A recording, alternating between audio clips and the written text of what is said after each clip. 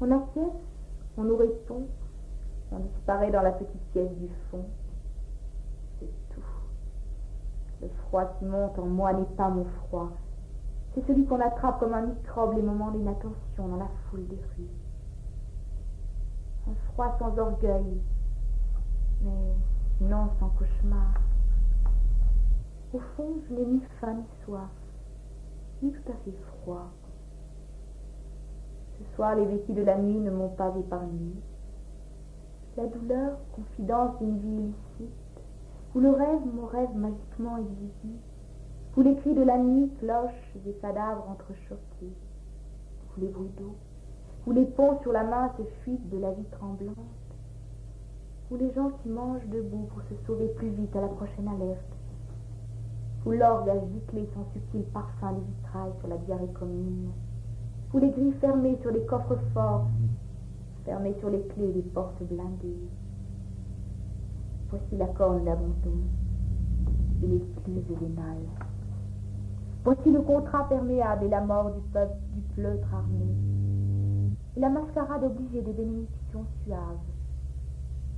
Voici les visiteurs du jeudi.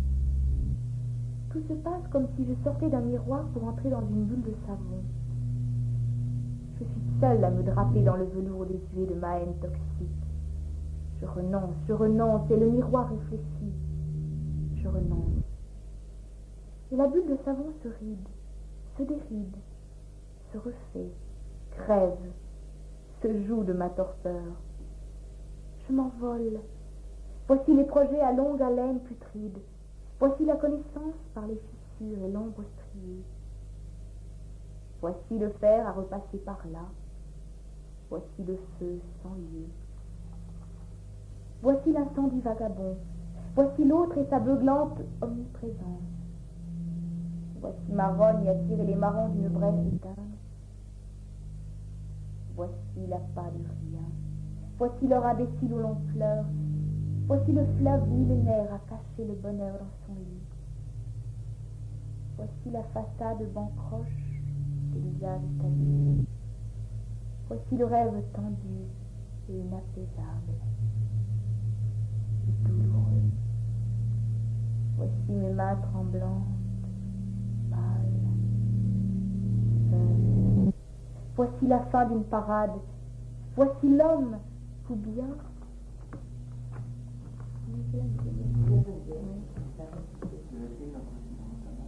Ah oui.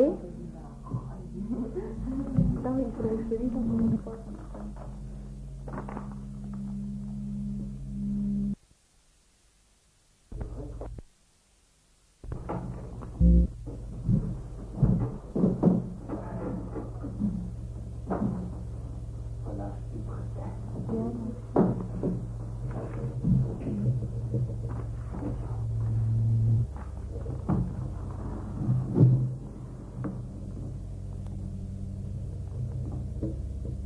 Noratama dit que je suis une attraction foraine. Qu'est-ce que c'est que ça? Ah, oh. Je recommence. Norotama dit que je suis une attraction foraine.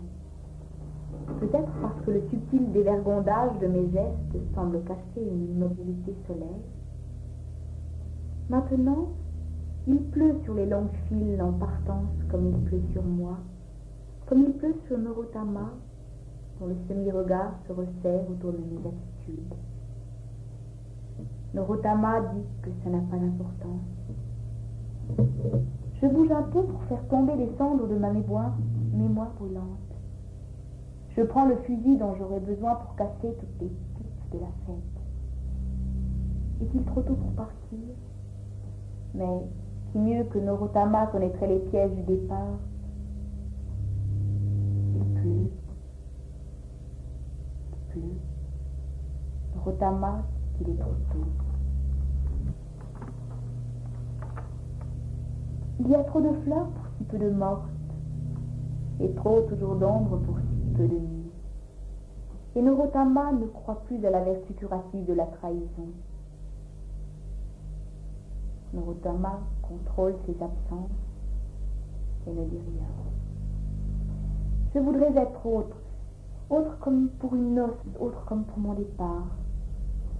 J'écoute parler les étrangers. Norotama dit que la désintoxication est la pire des abdications. C'est l'abdication abordable. Je comprends, mais j'ai hâte de retrouver l'hiver de ma mémoire. Ah, grand des ailes de mon orgueil, à quand les rats de marée? Nous, dit Norotama, ne sommes pas plus denses que le vent. Notre austérité nous vient de ces valises vertes pleines de rotules et d'architecture. Et toi, me dit-il, dans l'extrême aurore et tantôt prunelle, tantôt roc, mais toujours profondément ancré dans le possible, tu recules devant l'étrange attrape de la route ouverte. Pourtant je vis de cette impénétrable ironie de l'absence, de mon absence. Soir de tardive exécution, soir d'impasse, soir d'hésitation, soir de bolchevisme infantile, soir de ma mémoire labourée dans ses plus douloureux sillons. Oui, je suis ce papier qui brûle au fond du lac. Norotama dit que je suis la seule ombre à mon tableau. Oui, mais comme je tranche profondément sur ma nuit. À ressentir les ivresses consécutives de la présomption particulière, mais je ne cherche guère autre chose que mon identité. Puis, je partirai. Norotama dit que je suis le tout incarnateur de leur clonerie. Eux décorés de l'ordre nouveau, eux les neufs passants, les actuels, eux ceux qui partent. Revoir quelque chose au-delà, comme eux.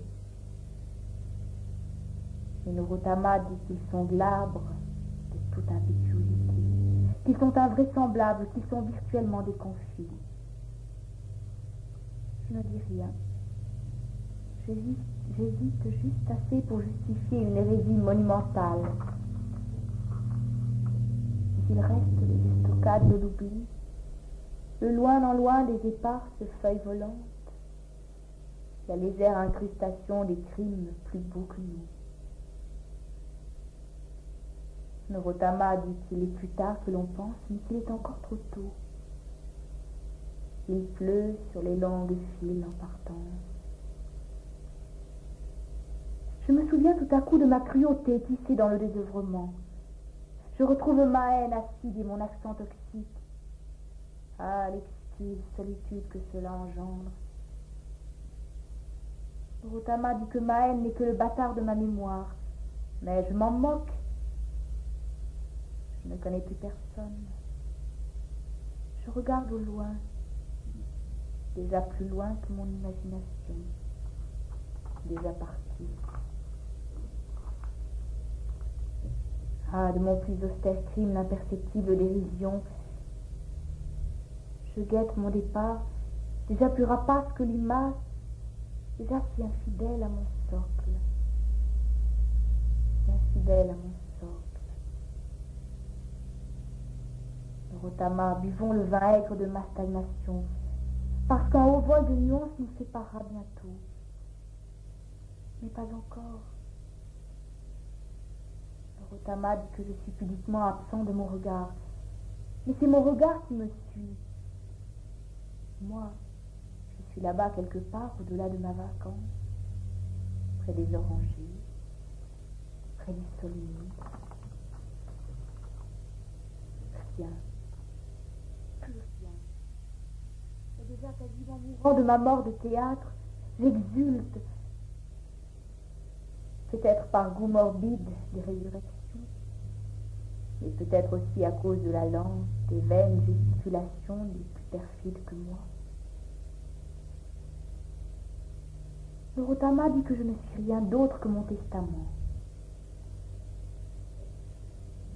Ils partent, et leur mégalomanie perverse et rougissante reste le phare qu'ils suivent avec ivresse. Je suis assis sur le socle de ma déférence, comme on est assis sur tout, inorganique et textuel.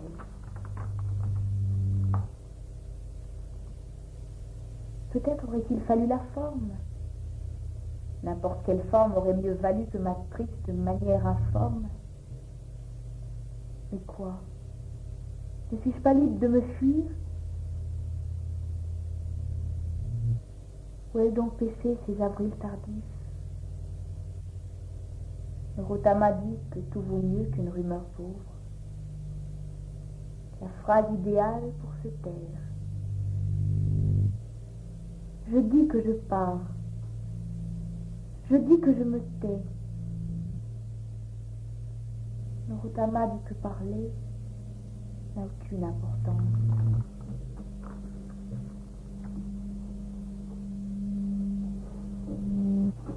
On va rendre ceci.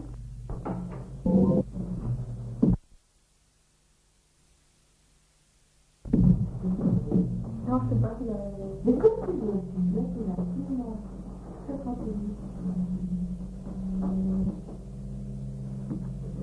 Non, sans micro. Je peux prendre le micro? J'ai aucune idée, hein. Je vais rester complètement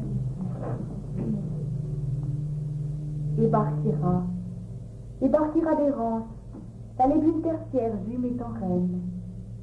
Solucar, Solène et Précilopan, Jean-Paul Raramaleten, Doriga à la nuisance triomphe, au tard, au mort de la figure. Permis, au permical Franck Guillou, n'aura taru, n'aura Ponguillère, n'aura distance rue, n'aura rue. Il mêle des cordes parmi des fallures, il mêle des linales fibrées, murènes, remurènes, muènes, aral, adartior. Salem terni, oncle Tronapo, Atostène ou plaine, nitro. Non, pas. Oh, c'est trop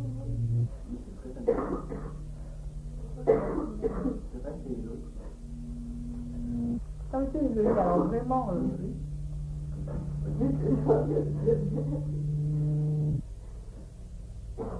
Et toi, quand tu as écrit ça au frontal, je crois pas. Qu'est-ce que tu as voulu?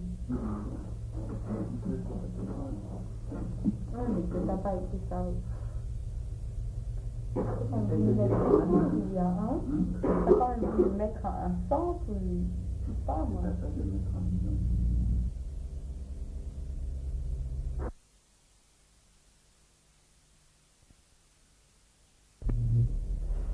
Quelle histoire, Michel.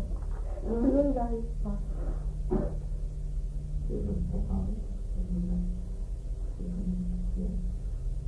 Mais leur mêle amarante décèle, martèle aramie, même porcelle, débure par l'ombre, pescataire, l'alliance humaine et solipérentaire, ibérure concage, monalaire fastel, d'estène amarale, grenade à vino, conche des serrues, carcilaire, visier, les rumeurs flottillent, mène dormène, l'alliance patinure et derrière, Gérone.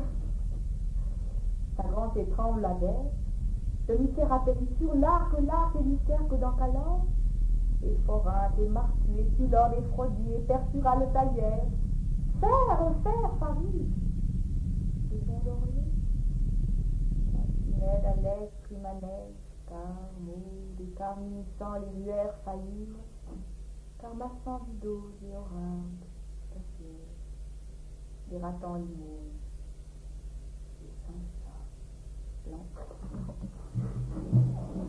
Oh, c'est trop drôle. Non, mais c'est...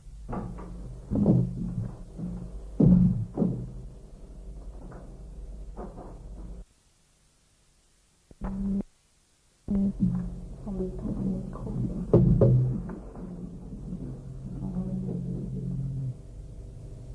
Je parle du fond d'une terrible objectivité. Je dis bien du fond. Il n'y a rien en dessous. Si. Peut-être des mots. Encore des mots. littérature, etc. Je ne sais pas. Je ne connais pas. Je parle quand même. Par un jour de soif sordide et de pleine destruction, je parle encore. Une dernière fois. Hilar et navré, marqué par un jour sans fin. Jour. Bien sûr. Dehors, il ne fait presque plus jour. Un jour sombre, frère noir d'une nuit blanche. Jour à rire. Jour de pluie devant ma fenêtre. Au bas de bouffon, c'est bizarre. Je ne dis pas que c'est douloureux, non. Visqueux seulement. Et immensément triste. Ça avait mal commencé. Je crois que je l'ai dit. Peut-être, je ne sais pas. Très mal dit, probablement. Mal commencé. Une aube cloaque à défaire les draps. Comment pouvais-je savoir que c'était le jour? Cette humide froideur sans heure. Je ne sais toujours pas. Une terrible objectivité, je vous le dis. Je n'ai jamais eu moins à dire qu'aujourd'hui. Rien. Je parle. Oh, rien qu'une faille dans mon silence. Je suis entrée à 5h moins quart. Je suis ressortie à 5h09. Je suis sortie comme si j'allais quelque part. Seule. On appelle cela un mercredi, je crois. Enfin, je mens probablement. Ça ne fait rien. Personne n'écoute. Personne n'a plus le temps d'écouter. Je mens. J'ai repassé le faux pli de la mi-jour. C'était une fissure. Quelle gaffe. Mais je suis seule à rire, parce qu'il manque la forme, je crois. L'art, je crois qu'on appelle cela ainsi. Une seule taille, mais tout cela est vieux, d'un an, de deux. Mais c'était un mercredi. Il pleuvait. Ou bien, c'est une vanne. Ah oui, aussi,